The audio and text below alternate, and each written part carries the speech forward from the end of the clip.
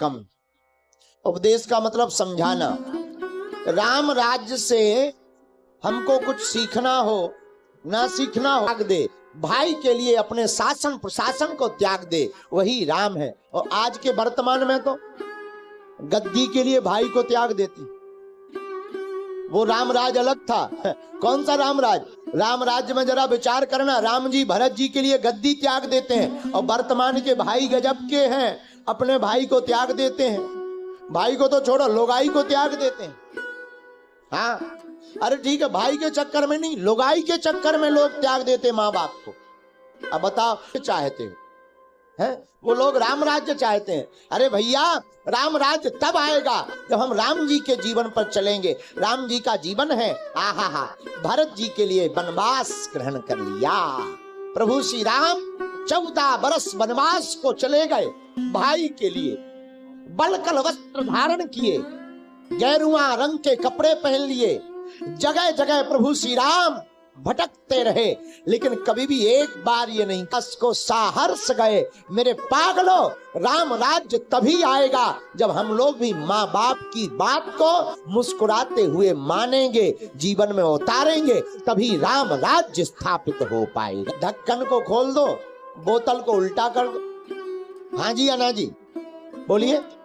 किसी बोतल में पानी भरा है, ढक्कन को खोल दो, बोतल को उल्टा कर दो, परिणाम बोतल का पानी गिर जाएगा, बोतल खाली हो जाएगी। वैसे ही अगर लोगों के मन में कपट भरा हो तो बहुत ज्यादा टेंशन नहीं लेनी चाहिए। कपट भरे हुए लोगों को अपने मन का ढक्कन खोल देना चाहिए और अपने आप को गुरु चरणों में लुढ़का देना चाहिए। और सब बोलो। लेकिन जमाना भी बड़ा उल्टा है। जमाने में कितनी भी राम कथा सुनाओ, 10 कथा सुनाओ तब एक समझ में आती है, और कई लोगों को तो वही समझ में नहीं आती। एक जगह राम कथा हो रही थी तो हमने धीरे से मुस्कुरा कर कहा, और बताइए किसी को कोई प्रश्न तो नहीं है मन में? राम कथा से संबंधित कोई संदेह तो नहीं है? रहा होगा बड़हलगंज का कोई आदमी, वो खड़ा होगा, गुरुजी 9 दिन राम कथा हमने बहुत अच्छी सुनी, आपकी कथा बहुत गजब की है, लेकिन एक चीज समझ में नहीं आई। हमने पूछा क्या? नहीं समझ में नहीं आया कि राक्षस कौन था। हम भी अपना माथा पीटने लगे, लेकिन बड़हलगंज का आदमी, अरे माथा मत पीटो, बताओ बताओ बताओ कौन राक्षस था? हमने कहा भैया, ना राम राक्षस ना रावण राक्षस, हम राक्षस थे जो 9 दिन में तुम्हें समझा नहीं पाए। आज में सब प्रसन्नता पूर्वक रहते, एकता पूर्वक रहते।